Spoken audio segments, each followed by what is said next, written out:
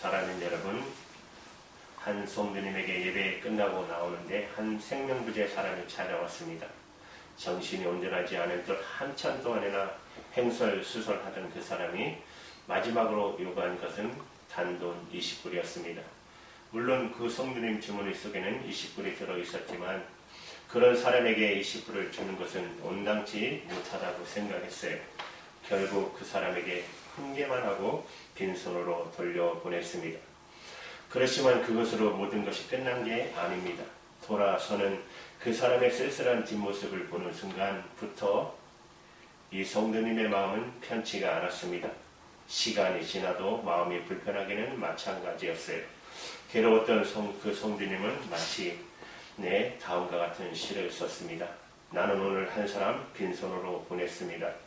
내밀기 부끄러운 빈손 뒤로 감추고 빈손 외로운 마음으로 조심스레 다가와 내민 손 위에 무거운 훈계만을 실어 보냈습니다.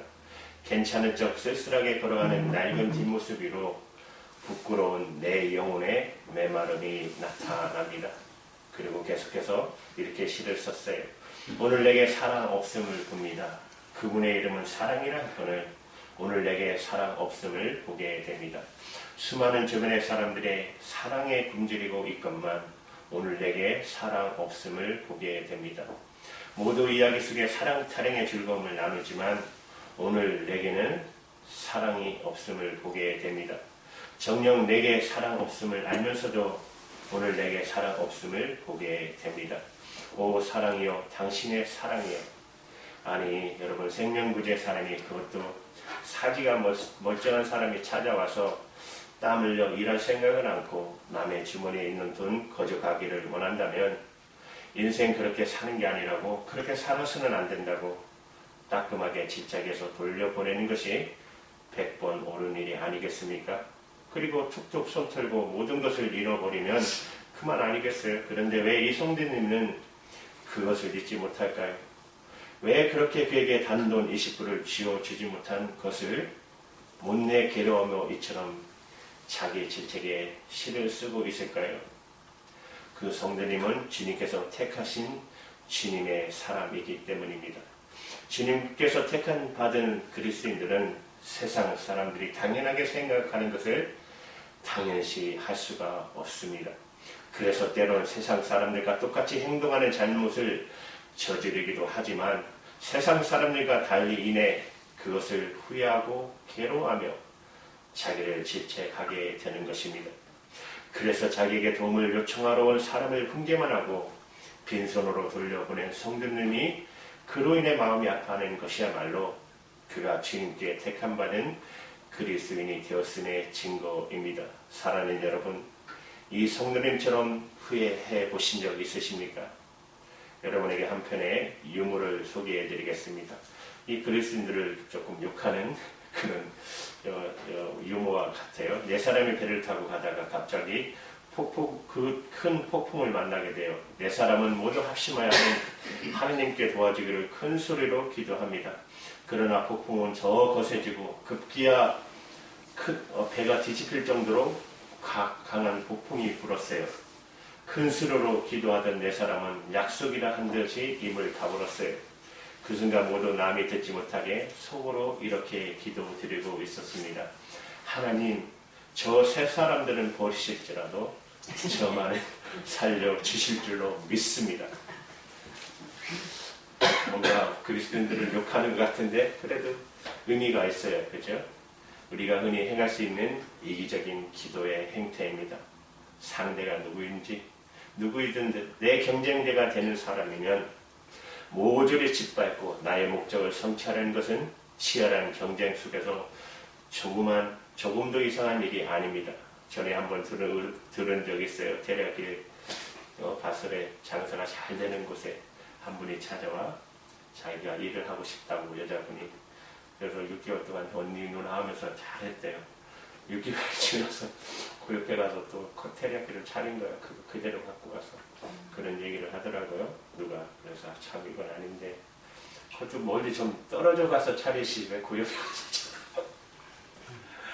그야말로 세상 사람들에게는 세상 살아가는 원칙이요 방편입니다. 그렇게 세상 사람들은 그런 일에 이 성도님처럼 가책을 느끼거나 후회하지 않습니다. 그런데 여러분, 우리가 배가 파선이기에 저 사람들은 다 죽이시더라도 나만은 살려달라는 이 기도를 들었을 때 왜 우리는 씁쓸함을 느끼게 되는 걸까요? 그리고 그와 같은 기도 결과가 우리 삶 속에 실제로 일어났을 때 왜 우리는 기뻐하기보다 오히려 양심의 통증을 느끼게 되는 걸까요? 그것은 우리는 모두 주님께 택함 받은 그리스도인들 때문입니다. 그리스도인들은 그런 생각, 그런 식으로 살아서는 안 된다는 것을 누구보다도 잘 알고 있기 때문이 아닙니까?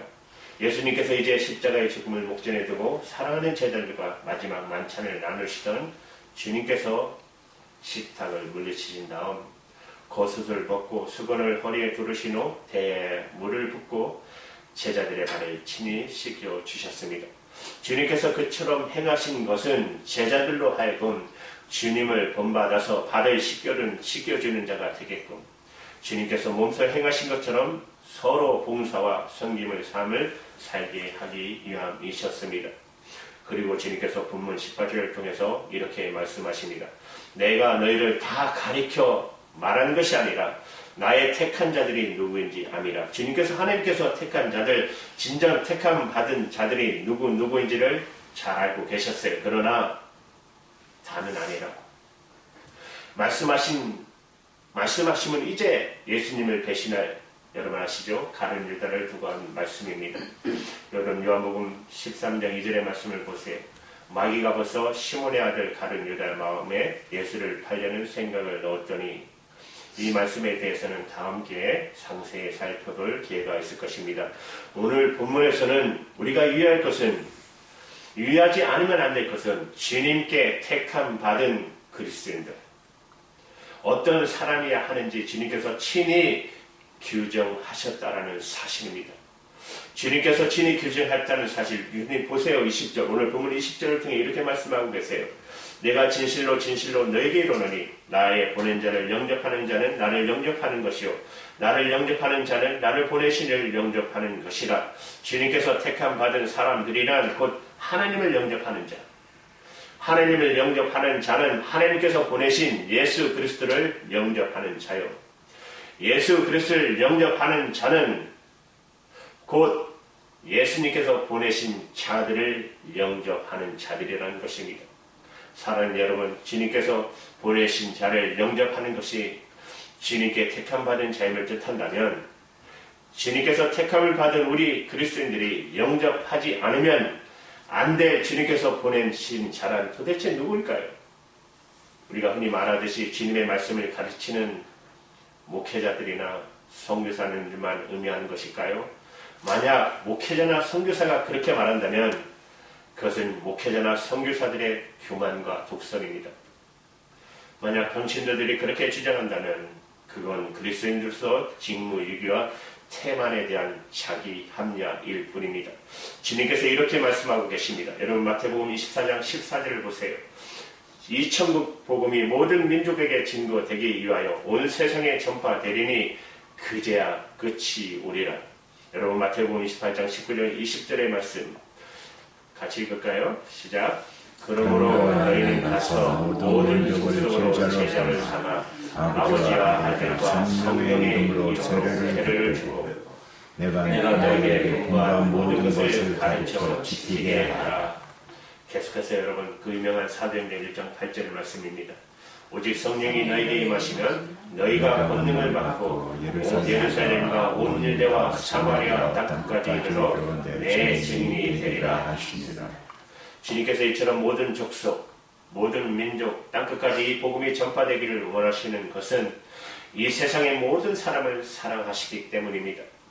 주님은 이 세상 만민이 다 구원을 얻기를 원하시는 것입니다. 그렇다면 저와 여러분 그리스도인이 된 우리는 이 세상을 살아가면서 우리가 만날 수 있는 모든 사람이 우리가 영접해야 할 사람들이라는 것을 깨달아야 아셔야 됩니다. 우리가 매일매일 접하거나 접할 수 있는 사람 모두가 실은 주님께서 우리에게 보내신 자이됨을 여러분 인식하시기 바랍니다. 이것을 바로 알고 행할 때 그리스도인들을 통해 주님의 참사랑과 생명은 이 세상 속으로 확산될 수 있고 그리스도인과 교회의 부흥은 이 세상의 평화와 정의가 확장될 수 연결될 수 있다는 사실입니다.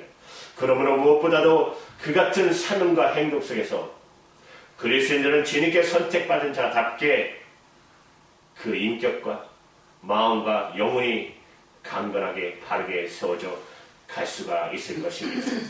우리가 아침부터 저녁까지 만나는 모든 사람들이 주님께서 보내신 사람으로 알고 영접하는 것이 그리스도인의 성숙한 삶의 태도라면 여러분, 영접한다는 것은 도대체 무엇을 의미하는 것일까요?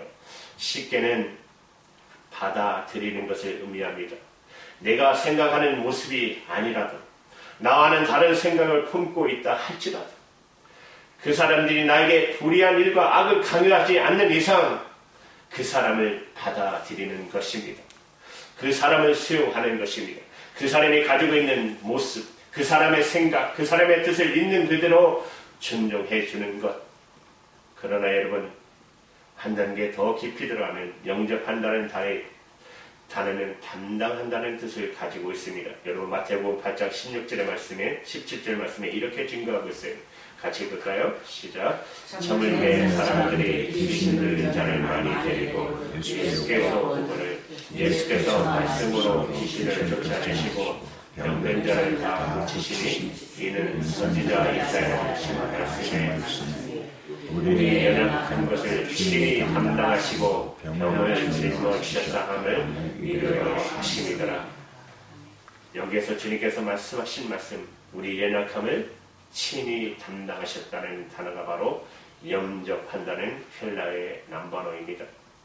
사람을 영접한다는 것은 상대의 있는 모습 그대로 인정하고 존중하는 것으로 그치는 것이 아니라 그의 부족함과 그의 연약함을 적극적으로 채워주고 또 대신 담당해 주는 것을 의미합니다.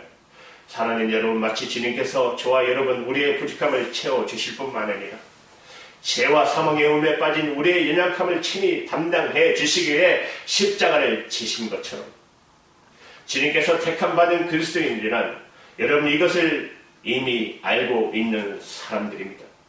왜냐하면 주님께서 당신이 택한 사람들에게 주님의 마음을 십자가의 사랑으로 일깨워 주셨기 때문입니다.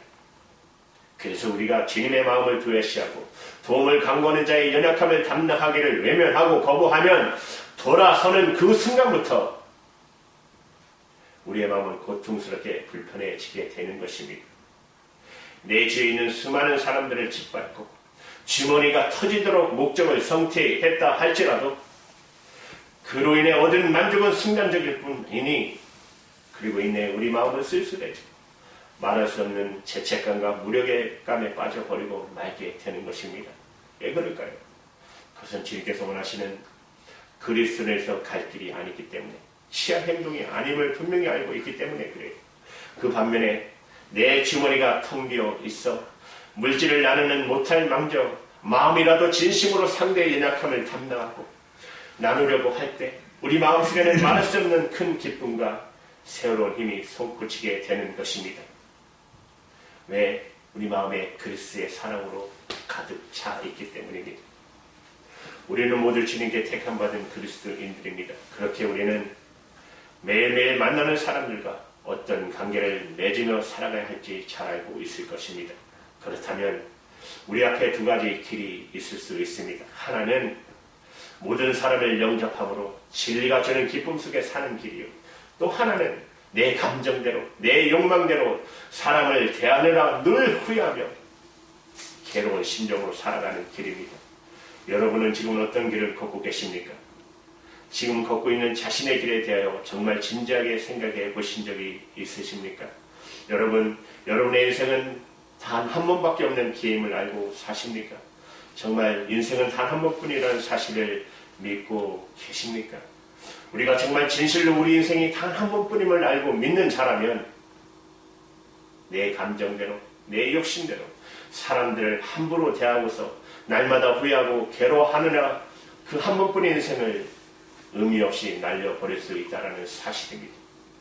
사랑하는 여러분, 우리가 참으로 한 번 간 세월은 인생은 다시 되풀이할 수 없다는 사실을 믿는다면 지금부터라도 가까이 있는 내 가족부터 시작해서 매일 만나는 사람들에게 이르기까지 그들의 연약함을 담당하며 그들을 영접하는 삶을 살 수밖에 없는 것입니다. 그것은 바로 그들을 내게 보내신 주님을 영접하는 것이기 때문에, 한 번뿐인 자신의 삶의 의미와 가치를 극대화하는 것이기 때문에 한국의 의사인 함 지사님이 이런 고백을 하셨어요. 예전에는 제일 귀찮은 사람이 퇴근 시간에 임박해 오는 나의 지난 후에 찾아오는 환자였답니다. 이해가 가지 않습니까? 하루 종일, 그죠? 우리가 비즈니스에 늦게 오는 사람 싫잖아요. 환자, 이거 얼마나 의사 분들 더 그렇겠죠. 환자를 진료하느라 지친 몸을 채들고 집에 가려는 시간에 예고도 없이 찾아오는 환자, 얼마나 성가시고 짜증스럽겠습니까?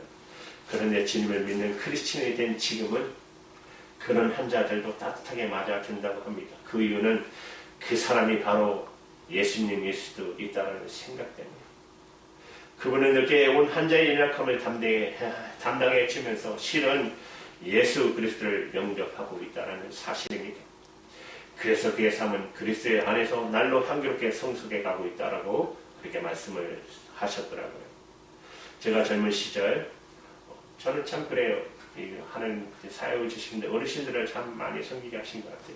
어린 시절, 젊은 시절 어르신들 섬기는 일을 또 구체적으로 많이 하셨던 것 같습니다. 한 10년간 제가 교회 운전을 해줬어요. 배는 운전, 주일 새벽 금요 철야 예배까지, 금요 철야 예배가 끝나고 밤늦게 보내드리고 나면은 하시는 말씀이 있어요. 감사합니다. 주님과 함께 가십시오 라는 말을 꼭 하셨어요. 저는 그 말을 듣는 순간마다 제 가슴속에 말할 수 없는 감동이 물결이 일었습니다. 그것은 권사님, 장로님, 집사님들의 축복이 아니라 그분들을 통한 예수 그리스도의 강국임을 가슴 뜨겁게 느낄 수가 있었기 때문입니다. 그분들과 함께 계시는 주님을 영접한 것입니다. 주님께 택함받은 그리스도인으로 주님을 영접하는 사람이 되기 원하십니까? 여러분, 주님을 제발 멀리서 찾지 마십시오. 지금 곧 옆에 있는 사람들 보이시죠? 사람들 연약함을 담당해 주십시오. 주님은 그 사람 속에 계십니다. 사랑하는 여러분, 오늘 본문인 요한복음 13장 20절 말씀을 우리 믿음으로 합동하심으로 말씀을 마치겠습니다. 같이 읽을까요? 시작. 내가 진실로 너희에게 이르노니 내가 보낸 자를 영접하는 자는 나를 영접하는 것이요 나를 영접하는 자는 나를 보내신 이를 영접하는 것이다. 아멘이십니까? 아멘. 기도하시겠습니다.